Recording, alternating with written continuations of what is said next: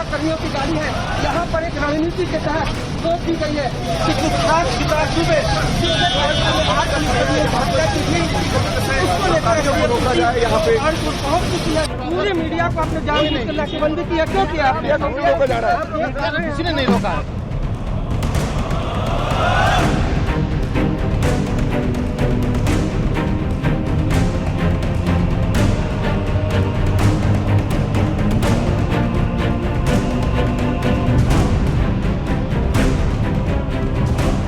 भी हमने लोगों ने आवाज सुनी है, वो गोलियों की सुनी थी। अच्छा जी। तो और गाड़ी का एक्सीडेंट भी हुआ है क्या? गाड़ी का कोई एक्सीडेंट वगैरह नहीं हुआ। आप जब आ रहे तो आपने किस चीज की आवाज सुनी? हम लोगों ने खाली गोलियों की आवाज सुनी थी और जब हम लोग देखने आ रहे थे तो पुलिस वालों ने हम लोगों को भगा दिया था। एसटीएफ की गाड़ी पलट गई, पुलिस की वेपन छीनने की कोशिश की, भागा।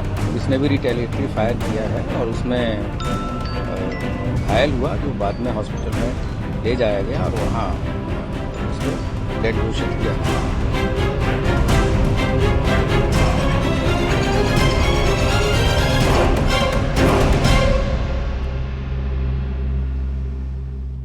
नमस्कार, मैं रविश कुमार, आप देख रहे हैं देश की बात 6 से 7। अभी तक सरेंडर या गिरफ्तारी को लेकर ही सवालों के जवाब नहीं मिले थे कि एनकाउंटर, हत्या स्लैश कस्टोडियल किलिंग को लेकर उठने लगे सवाल। विकास दुबे के एनकाउंटर को लेकर जो भी अब सवाल हैं उनके जवाब का इंतजार बेमानी है। यह घटना अब हमारी न्यायपालिका का इम्तहान लेगी, उसकी तरफ देखेगी। एक अपराधी जिसने 8 पुलिसकर्मियों की हत्या की हो, उसके प्रति किसी की हमदर्दी नहीं हो सकती, लेकिन कानून और न्याय व्यवस्था के प्रति हमदर्दी तो होनी चाहिए। विकास दुबे को लेकर पुलिस का काफिला उज्जैन से चला आ रहा था, लेकिन कहानी फिर अचानक बदलती है। जिस कार में विकास दुबे बैठा था वो दुर्घटनाग्रस्त हो जाती है, वहीं पर दुर्घटनाग्रस्त होती है जहां पर कार पलट जाती है। कार वहीं पलटती है जहां डिवाइडर थोड़ा टूटा हुआ है और इस पलटी हुई कार से विकास दुबे निकल भी आता है, जिसमें 4 पुलिसकर्मी घायल हो जाते हैं। विकास दुबे हथकड़ी में तो होगा, नहीं भी होगा तो भी वो बाहर आ जाता है। विकास दुबे घायल नहीं होता है, लेकिन पुलिस से हथियार छीन लेता है। विकास दुबे भागने लगता है, जिसका एक पांव खराब है, स्टील की रॉड डली है। विकास दुबे पुलिस पर गोली चलाता है और पुलिस विकास के सीने पर गोलियां लगती हैं। विकास भाग रहा था या सीना तान कर पुलिस से मुकाबला कर रहा था। जो विकास खुद सरेंडर करता है वो पुलिस की गिरफ्तारी से भागता है और इन सब के पहले साथ चल रहे मीडिया के काफिले को रोका जाता है। मीडिया को रोकना और विकास दुबे की गाड़ी का दुर्घटनाग्रस्त होना संयोग होगा। सवाल पूछकर क्या होगा? जवाब तो वही होगा। ये हमारे सब सवाल हैं जो सुबह से उठ रहे हैं लोगों के बीच में। विकास दुबे के साथी प्रशांत मिश्रा को ले जाते वक्त पुलिस की कार पंचर होती है, पुलिस पंचर बनाती है, प्रशांत मिश्रा भागता है और मारा जाता है। विकास दुबे को लेकर जा रही कार पलट जाती है। कितनी तेजी से कार पलटती है, कितनी तेजी से पीछे से आ रहा काफिला कितनी देर के बाद पहुंचता है, फिर पुलिस के काफिले की कार कितनी दूर रही होगी। क्या उनके पहुंचने और उतरकर पोजीशन लेने से पहले ही विकास बहुत दूर भाग गया था, पुलिस पर गोली चलाने लगा था और मारा भी गया। विकास घायल की अवस्था में ले जाया गया अस्पताल और बाद में पुलिस ने बताया कि वो मार दिया गया है। एक पूर्व आईपीएस एनसी अस्थाना ने ट्वीट किया है और इस वीडियो के बारे में कहा है कि विकास को घायल अवस्था में स्ट्रेचर पर ले जाया जा रहा है। उसने पुलिस पर गोली चलाई है, उसे भी गोली लगी है कि विकास के चेहरे पर मास्क सुरक्षित नजर आ रहा है। कम से कम पुलिस को मास्क उतार देना था ताकि कहानी सच्ची लगती। अब पलटी हुई गाड़ी को क्रेन से ले जाया जा रहा है। क्रेन सीधी कर सकती थी गाड़ी को, इस कार को, मगर जैसी पलटी थी वैसे ही घसीटी जा रही है। सबूतों को मिटाने के लिए या सबूतों को बचाने के लिए ये कोई नया तरीका है। पुलिस और एसटीएफ के भी 6 लोग घायल हुए हैं। इनकी तस्वीरें बाकायदा जारी की गई हैं। मुकेश सिंह सेंगर हमारे साथ हैं, आलोक भी जुड़ेंगे। मुकेश, हम आपसे जानना चाहते हैं कि पूरी कहानी आप ज़रा सा बताइए। पहले ये बताइए कि मीडिया को किस तरह से रोका जाता है, कहां पर रोका जाता है और मीडिया कितनी दूर से पुलिस के इस काफिले को फॉलो करती चली आ रही थी? कितनी गाड़ियों का काफिला था ये?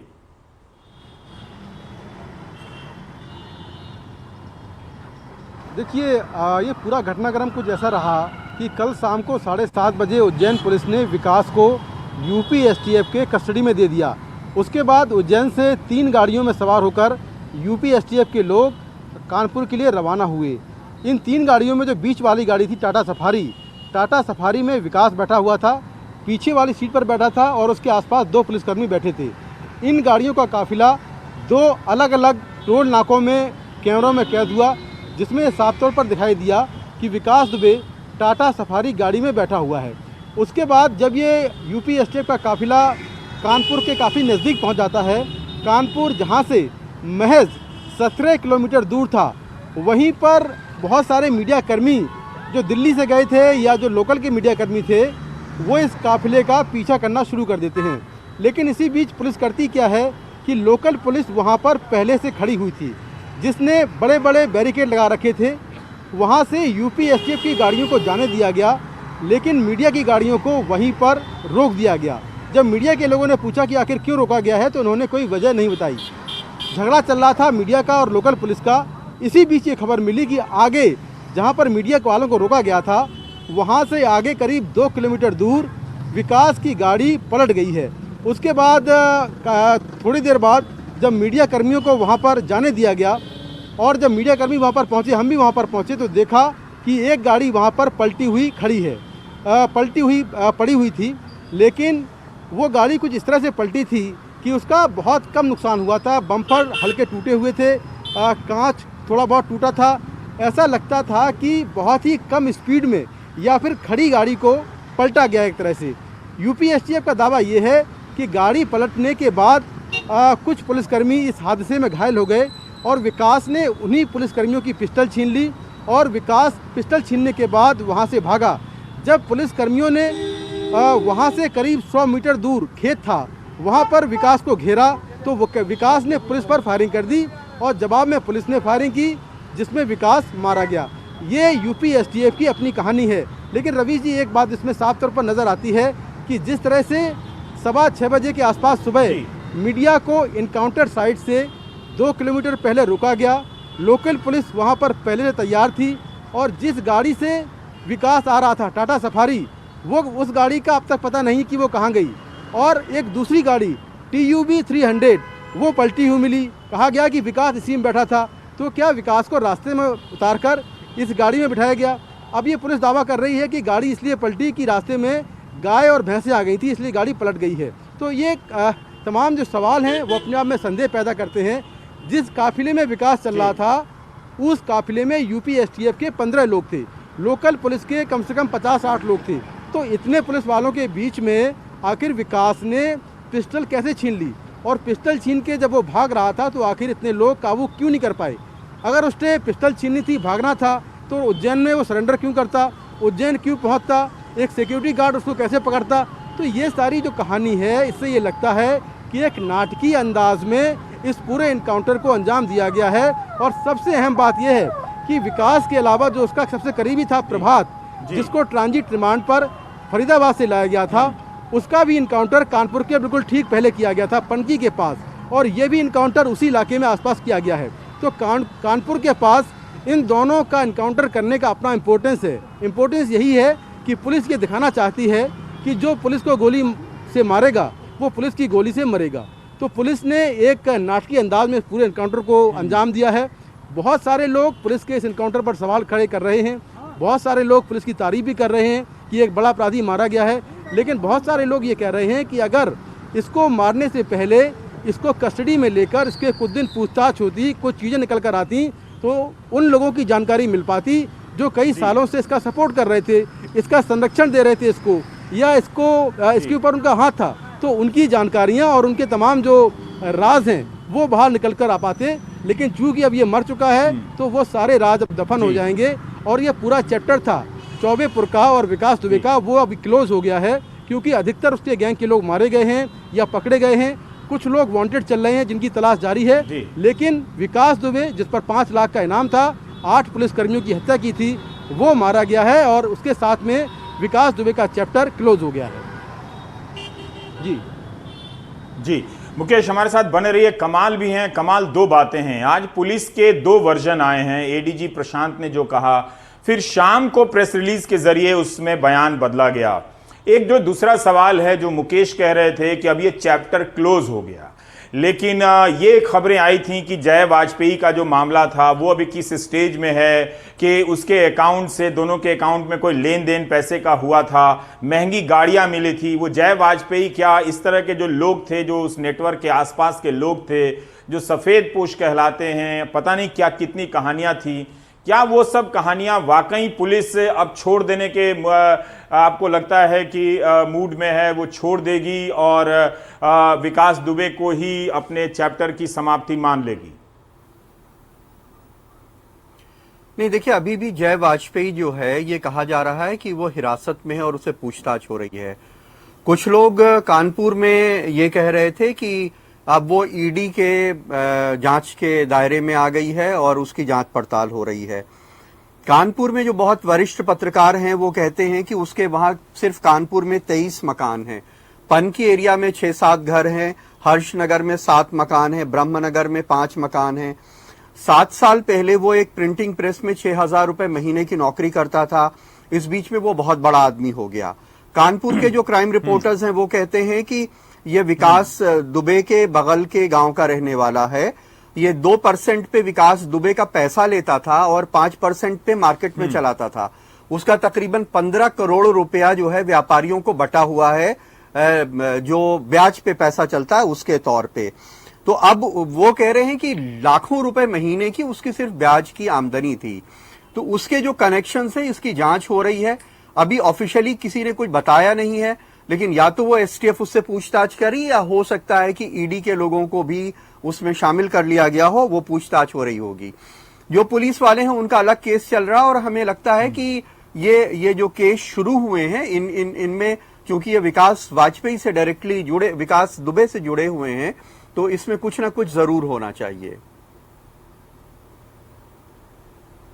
जी कमाल, लेकिन ये जो जिस नेटवर्क की बात हो रही है, पुलिस ने अभी कहा कि सुबह पूरा जो घटनाक्रम बताया एडीजी प्रशांत ने और शाम को बताया जा रहा है कि अचानक से गाय बकरी आ गई और गायों का काफिला आ गया उस पे हाईवे पे, और उस वक्त काफ़ी बारिश भी हो रही थी। ये जो मुकेश बता रहे हैं कि जो गाड़ी है उस गाड़ी में भी विकास दुबे नहीं था और गाड़ी लगता नहीं है कि एक्सीडेंट से गिरी हुई गाड़ी है, वो इस तरह से पलटी हुई है कि जिसमें कम से कम नुकसान हुआ है। तो आपको लगता है कि पुलिस महकमे के भीतर भी लोग इस तरह की कहानियों से संतुष्ट हैं, या फिर वो इस बात से संतुष्ट हैं कि पुलिस महकमे के भीतर जैसे विनय तिवारी जैसे लोग गिरफ्तार हुए हैं, एक वरिष्ठ अधिकारी का प्रभार बदल दिया गया था, उन लोगों को भी अब इस कहानी के एनकाउंटर के साथ साथ बचा लिया गया? देखिए, ऐसा है कि वो तो खैर उसमें मुकदमा कायम हो चुका है, उनके खिलाफ वो अरेस्ट हो गए हैं और वो बचे हुए तभी माने जाएंगे जब उनके खिलाफ कोई चार्जशीट नहीं दाखिल होती है। हालांकि विनय तिवारी हालांकि विकास दुबे मर गया है जो उनके बारे में बातचीत करता, उज्जैन में उसने जरूर कुछ चीजें बताई हैं जो आई हैं, लेकिन मेरे ख्याल से उसका कुछ उस तरह का कलमबंद बयान वगैरह नहीं है। तो उसके जो अपराधी था उसके जिंदा ना रहने से हो सकता है, शायद ये वकील लोग बता पाएंगे कि शायद केस कमजोर हो गया होगा कि जिन लोगों को जेल में भेजा गया वो उसके समर्थक थे। ये कैसे साबित किया जाएगा, इसमें दुश्वारी आ सकती है, ये सही बात है। लेकिन पुलिस में ज्यादातर लोग जो नाराज इस बात से थे कि विकास वाजपेयी ने इस तरह से इतने पुलिस वालों को मार डाला, और इस बात से भी उनके मन में नाराजगी थी कि खुद पुलिस वालों ने मुखबरी करके पुलिस वालों को मरवा दिया। तो जनरली लोगों में ये फीलिंग है कि अच्छा हुआ कि वो अपने अंजाम को पहुंच गया जिसने पुलिस के साथ इस तरह का कांड किया था। लेकिन बहुत सारे लोग ऐसे भी हैं, क्योंकि मैं तो देख रहा हूं कि वही लोग बहुत जी देखिए, दो तरह की चीजें हैं। देखिए क्या है कि ये जो पूरा क्रिमिनल जस्टिस सिस्टम है, जहां से एफआईआर होती है और जहां तक अदालत से सजा होती है, इसमें बहुत सारे अलग अलग लोग शामिल होते हैं। पुलिस सिर्फ उसका एक अंग है, सब कुछ पुलिस नहीं है। पुलिस खुद भी सिस्टम से बहुत हताश है। शायद पुलिस को अगर उसने मारा तो ऐसे ना मारना पड़े, अगर उसको ये पता हो कि इस आदमी के खिलाफ हम मुकदमा करेंगे और ये त्वरित इसमें कार्रवाई होगी और ये इसको सजा हो जाएगी। क्योंकि इसके बीच में इतने तरह के पेच हैं, बहुत तरह का पॉलिटिकल इंटरफेरेंस है, तो अकेले पुलिस भी इस लायक नहीं है कि वो किसी को उसके अंजाम तक बहुत पहुंचा दे। शुक्रिया कमाल इस वजह से उनके यहाँ इस वजह से भी हताशा। जी बहुत बहुत शुक्रिया कमाल। पुलिस हताश है। अगर ये तर्क पुलिस के पास है तब तो फिर जो पुलिस के आगे की कार्रवाई की जो संस्थाएं हैं उन्हें बंद कर दी जाएं। अगर पुलिस को ही उन पर भरोसा नहीं है और इतने कमज़ोर भरोसे के कारण वो एनकाउंटर का रास्ता चुनती है और इतनी कमज़ोर कहानी बनाती है कि जिसमें सवाल ज़्यादा नज़र आते हैं, ये पता चलता है कि पुलिस का सिर्फ अकेले अपने आप का सिस्टम ख़राब नहीं है, वो जिस सिस्टम का हिस्सा है और बड़ा हिस्सा है पुलिस, कोई छोटा हिस्सा नहीं है, कोई जूनियर इंजीनियर का दफ्तर नहीं है कहीं का, वो अगर इस तरह रास्ते पे चल रही है तो देखिए कि फिर क्या होने वाला है। और ये एक देश का बड़ा प्रदेश है जहाँ की 23 करोड़ आबादी वाले प्रदेश में अगर सिस्टम इतना विश्वसनीय नहीं है, अगर उस सिस्टम के लोगों का सिस्टम पे यकीन नहीं है, तो फिर क्या होने वाला है? क्या इन राजनीतिक बयानों से कुछ हो पाएगा? कांग्रेस पार्टी की ये मांग है कि सुप्रीम कोर्ट के सिटिंग जज, एक मौजूदा जज द्वारा एक न्यायिक जांच हो जो पूरे कानपुर कांड का पूरी तरह से उसमें जांच करके जो असलियत है वो जनता के सामने रखे। कल वो ट्वीट कर रही थी कांग्रेस, कल सवाल खड़े कर रही थी ये जिंदा कैसे पकड़ लिया इतना दुर्दांत अपराधी, आज मर गया तो कह रहे हैं कि मर कैसे गया, कहीं राज दफन हो गए। कभी आपने देखा है कि इतनी ज्यादा त्वरित उन्होंने किसी आतंकवादी के लिए करा हो? नहीं कर सकते वो। कांग्रेस का सोच और मानसिकता भी परिलक्षित होती है। हमेशा सेना को कटघरे में खड़ा करना, जाबाज पुलिस अफसरों को खड़ा करना, ये कांग्रेस की मानसिकता है। अंतोगत्वा किसी दिन तो ये होना ही था, क्योंकि इसके पास जो राज थे, कौन कौन राजनीतिक हस्तियां इससे जुड़ी हुई थी, कौन कौन पुलिस के बड़े अधिकारी, कर्मचारी, पुलिसकर्मी इससे मिले हुए थे, शासकीय अधिकारी कौन मिले हुए थे, इन सब चीजों का खुलासा होता है। आज इस एनकाउंटर में या तथाकथित एनकाउंटर में सिर्फ विकास दुबे की हत्या नहीं हुई है, उसकी मौत नहीं हुई है। विकास दुबे के साथ तमाम जो सच बाहर आने थे उनका भी एनकाउंटर हो गया। पुलिस पे हमला करना कानून पर हमला करना है, लिहाजा विकास दुबे इसी के लायक था जो उसके साथ हुआ। उत्तर प्रदेश के अंदर कानून व्यवस्था की स्थिति बुरी तरह से चरमरा चुकी है और सरकार कहीं न कहीं इस पूरे घटनाक्रम में जिस तरह से सामने आई है उस पर उसको पुनर्विचार करने की जरूरत है। प्रश्न है उसके ऊपर आप जांच करिए, ऐसे नहीं, लेकिन आप उसकी राजनीति ना करें। मैं फिर यही कहूंगा, 8 पुलिस वालों की हत्या जिसने की है, जिस गिरोह ने की है, उनको अगर पुलिस ने एनकाउंटर में मारा है तो आप पुलिस के कार्रवाई के ऊपर प्रश्न चिन्ह नहीं खड़े कर सकते।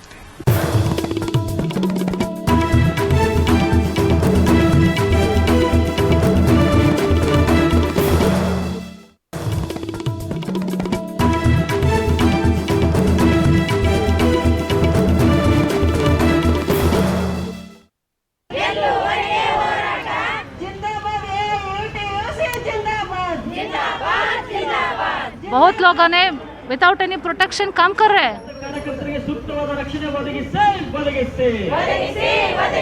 12,000 सैलरी देना चाहिए और पीपीई किट देना चाहिए।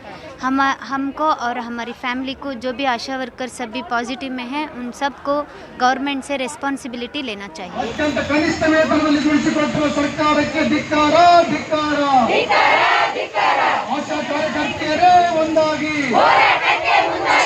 हमारा जिंदगी का क्या भी अब कीमत नहीं रहे गवर्नमेंट को। 43,000 आशा वर्कर, जिनका इस वक्त देश के हर राज्य में बहुत ही महत्वपूर्ण काम है, एक मुश्त सैलरी दिए जाने की मांग को लेकर कर्नाटक में प्रदर्शन कर रही हैं। लेकिन एक और प्रदर्शन चल रहा है दावणगेरी में, डॉक्टरों का, जो रेजिडेंट डॉक्टर हैं जिन्हें 16 महीने से सैलरी नहीं मिल रही है। निहाल, बताइए कि ये डॉक्टरों का क्या मामला है, ये क्यों कई दिनों से अनिश्चितकालीन हड़ताल पर बैठे हैं?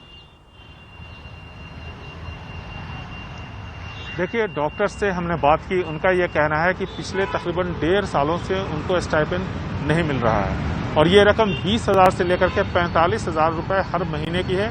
जो डॉक्टर जितना अनुभवी है उसके हिसाब से उसको स्टाइपेंड मिलता है। हमें जो जानकारी मिली उसके मुताबिक मुख्यमंत्री BS येडियुरप्पा ने 2 दिन पहले ये वादा किया कि इन सभी डॉक्टर्स को इनके जो स्टाइपेंड्स हैं जो कि तकरीबन 8.5 करोड़ रुपए के आसपास है ये उन्हें अदा कर दिया जाएगा। लेकिन डॉक्टर्स से जब हमने बात की उनका यह कहना है कि ऐसे वादे, ऐसे खोखले वादे पहले भी सरकार कई बार कर चुकी है, कई मंत्री कर चुके हैं। ऐसे में हमें उन पर भरोसा नहीं जब तक कि हमारे पास पैसे नहीं आ जाते। जाहिर है कि महंगाई बहुत ज्यादा है, कोविड का ये मामला चल रहा है, संक्रमण का दौर चल रहा है और ऐसे में ये जो डॉक्टर्स हैं सबसे ज्यादा अहम जो भूमिका होती है वो इन्हीं डॉक्टर्स की होती है। कोविड वार्ड्स में ये डॉक्टर्स ही जाते हैं। हालांकि इनको पैसे नहीं मिल रहे हैं, स्टाइपेंड नहीं मिल रहे हैं, इसके बावजूद उनका ये कहना है कि आज भी वो कोविड से जुड़े हुए जो मामले हैं उसको वो नजरअंदाज नहीं कर रहे हैं। ये इनका एक मानवीय पहलू है। सरकार ने क्यों ऐसा किया, क्यों इस तरह की बात हुई? निहाल बेंगलुरु से जी आधिकारिक तौर पर कोई भी कुछ बताने को तैयार नहीं, लेकिन हमें जो जानकारी मिली है उसके मुताबिक सरकार जी बहुत 1.5 साल पहले बदली थी, उसके बाद फिर यहाँ पर कैबिनेट का विस्तार और फिर इसको लेके जो राजनीतिक उथल पुथल मचा उसकी वजह से एक यहाँ पर वैक्यूम क्रिएट हो गया और वो आज तक जारी है। जी बहुत बहुत शुक्रिया। लेकिन इतने महीनों से ये डॉक्टर अपनी सैलरी के लिए, स्टाइपेंड के लिए हड़ताल कर रहे हैं। ये एक अर्जेंट मामला था, इससे अतीत की घटनाओं से उतना जोड़ा नहीं जाना चाहिए था। सरकार को तुरंत संज्ञान भी लेना चाहिए था। बाकी ब्रेक के बाद मिलते हैं।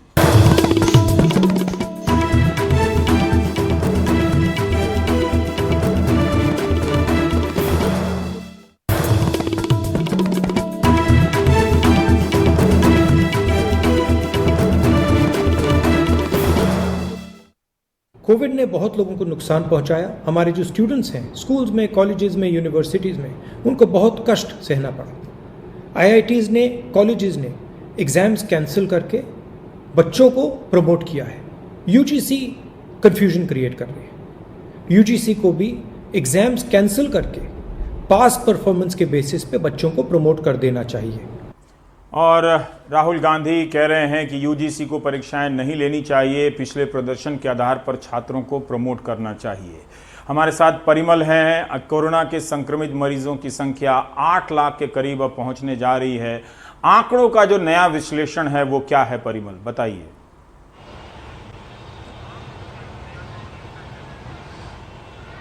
देखिए, दरअसल पहला जो लाख मामला हमने छुआ था वो करीब 110 दिन का वक्त लगा था और उसके बाद धीरे धीरे जो वक्त है वो घटता चला गया और लाख के पास अब वो समय आ गया है जहां पे 4 दिनों में हम 1 लाख नए मामले को छूने वाले हैं। कल वो 8 लाख के आसपास, 8 लाख से ज़्यादा मामले हो जाएंगे। जब 7 लाख मामला पहुंचा था और 8 लाख के बीच का फासला महज 4 दिन का है। उससे पहले हमने देखा कि जो हर लाख बढ़ा है ठीक 6 लाख तक पहुंचने में या 5 लाख तक पहुंचने में वो उसमें 5 दिन का वक्त लग रहा था। लेकिन धीरे धीरे ये भी समय घटता जा रहा है। यानी सीधे तौर पे एक तरफ चिंता है पॉजिटिविटी रेट को लेकर, उसके बढ़ने को लेकर, दूसरी तरफ ये आंकड़ा जो है वो कहां पर जाके थमेगा ये फिलहाल स्वास्थ्य मंत्रालय के पास जानकारी इसकी नहीं है। लेकिन ये जानकार जरूर बताते हैं कि 20-25 लाख के आसपास से पहले उम्मीद करना बेमानी है कि आंकड़ा कहीं जाके थम जाए। और मरने वालों की संख्या का क्या विश्लेषण है कि किस उम्र के लोग और किस बीमारी के लोग ज्यादा इसके शिकार हो रहे हैं?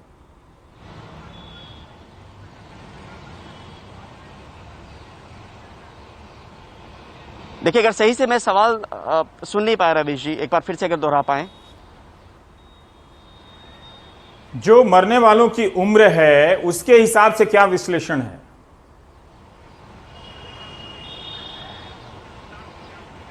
मरने वालों की उम्र के हिसाब से अगर विश्लेषण कहें तो 44 साल के उम्र तक जो मरने वालों का फीसद है वो 15% है। जो 44 साल से ऊपर या फिर उससे कहीं ज़्यादा जितने भी उम्र के लोग हैं उसमें 85% लोगों की मौत हो रही है। लेकिन एक और आंकड़ा आज आया है जो आज तक स्वास्थ्य मंत्रालय की तरफ से शेयर नहीं किया गया, लेकिन अब जो आंकड़े आए उसमें यह बताया गया कि 35% जो हैं वो महिलाएं संक्रमित हैं। अब तक के जो आंकड़े हैं करीब 7-7.5 लाख के आसपास के, और उसमें 65% पुरुष हैं। लेकिन इसमें मरने वाले का अगर रेशियो अगर देखें तो महिलाओं में ये डेथ जो है वो पुरुषों में 68% के आसपास है और महिलाओं में मरने वाला फीसद जो इसके बाद बचा वो करीब 32% के आसपास वो महिलाएं जो हैं इसकी शिकार हो रही हैं। और एक और दिलचस्प आंकड़ा आया है, अब तक स्वास्थ्य मंत्रालय का डेटा ये कहता है कि 70% लोग ऐसे हैं जिनको पहले से कोई बीमारी है या जिसको कोमॉर्बिड कहते हैं, जिसमें वो हाइपरटेंशन हो सकता है, ब्लड शुगर हो सकता है, किडनी की बीमारी हो सकती है।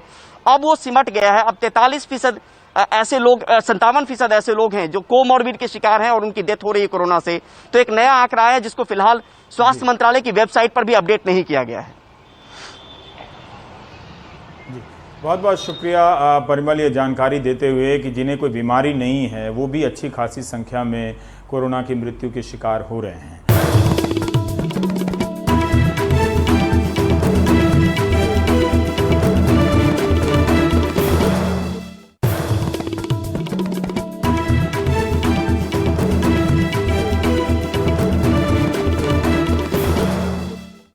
आज इस परियोजना का शुभारंभ माननीय प्रधानमंत्री महोदय के कर कमलों से आप सभी महानुभावों की उपस्थिति में संपन्न हो रहा है।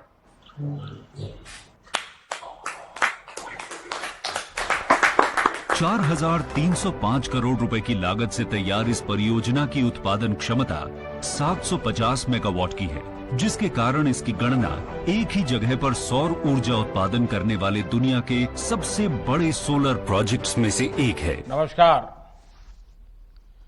आज रीवा ने वाकई इतिहास रच दिया है। अब इसमें एशिया के सबसे बड़े सोलर पावर प्रोजेक्ट का नाम भी जुड़ गया है। इतिहास ब्लैक मार्केटियर भी रच रहे हैं। रविश रंजन ने एक स्टोरी की थी, पिछले दिनों रिपोर्ट की थी कि रेमडेसिविर की ब्लैक मार्केटिंग हो रही है। उसके बाद ड्रग कंट्रोलर ने कई राज्यों को लिखा, लेकिन इसके बाद भी गुजरात से खबर आ रही है कि वहाँ पर भी दवाओं की मीडिया में छप रही है खबर कि ब्लैक मार्केटिंग हो रही है। इस महामारी को गंभीरता से लीजिए। अब आपने न्यूज़ एट ए ग्लांस देश की बात में देखा ही होगा कि किस तरह से अलग अलग जगहों पर तालाबंदी लौट रही है। उत्तर प्रदेश में भी 10 जुलाई की रात से लेकर 13 जुलाई की सुबह तक के लिए लॉकडाउन है। असम के 10 जिलों में तालाबंदी है, पुणे में तालाबंदी है। तो इस तरह से छोटी छोटी जगहों में तालाबंदी, ठाणे में तालाबंदी बढ़ा दी गई है, मुंबई के पास का जो इलाका है। तो इस तरह से लौट रही है। हमें अभी भी अपनी सतर्कताओं का स्तर पहले से और बढ़ाने की ज़रूरत है। मास्क लगातार पहनिए, हाथ से चेहरे को ना छुएं, हाथ साफ रखें और 6 फीट की दूरी कड़ाई से उसका पालन कीजिए। कोई भी नज़दीक आए उससे कहिए कि 6 फीट की दूरी पर रहें और तब बात करें। ये 8 लाख की संख्या तक हम पहुंच रहे हैं। अब 4 दिनों में 1 लाख नए मरीज जुड़ रहे हैं। अस्पतालों की स्थिति आप देख रहे हैं, दवाएं ब्लैक मार्केटिंग में मिल रही हैं। तो इसका मतलब ये है कि सतर्कता का स्तर आप बढ़ाइए, इस पर फोकस कीजिए, सरकारों से सवाल पूछिए, उनसे मांग कीजिए, ताकि उन्हें भी लगे कि जनता इस बीमारी को लेकर गंभीर है। वो ये उम्मीद कर रही है कि इस पर उससे मुस्तैदी चाहती है, बेहतर व्यवस्था चाहती है। तो मुलाकात होगी अब सोमवार को देश की बात 6 से 7 में। जाते जाते ये राजनीतिक खबरें भी देख जाइए। नमस्कार। कोरोना की वजह से चुनाव टालने वाले मुद्दे पर लोक जनशक्ति पार्टी के नेता चिराग पासवान ने भी आरजेडी के नेता तेजस्वी यादव के सुर में सुर मिलाए हैं। उनका भी कहना है कि कोरोना संकट काल में चुनाव करवाने से पड़ेगा आर्थिक बोझ। चिराग पासवान ने एक ट्वीट करके कहा है कि कोरोना का सिर्फ बिहार पर ही नहीं बल्कि पूरे देश पर असर है। कोरोना की वजह से आम आदमी के साथ साथ केंद्र सरकार और बिहार सरकार का बजट भी प्रभावित हुआ है। ऐसे में चुनाव से राज्य पर आर्थिक बोझ बढ़ेगा।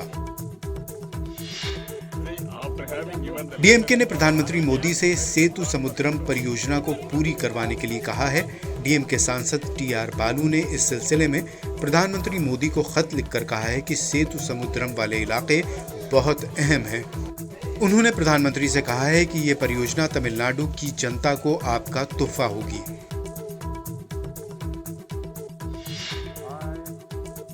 नागालैंड सरकार ने अपने सरकारी कर्मचारियों को निर्देश दिया है कि वो एक सेल्फ डिक्लेरेशन फॉर्म भरें और ये बताएं कि उनके परिवार का कोई सदस्य किसी भूमिगत या उग्रवादी संगठन का हिस्सा तो नहीं रहा है। सरकारी कर्मचारियों को भेजी गई अपनी तरह की ये पहली चिट्ठी है। वो भी ऐसे समय आई है जब राज्यपाल RN रवि ने मुख्यमंत्री को कुछ ही दिन पहले बहुत सख्त चिट्ठी लिखी थी।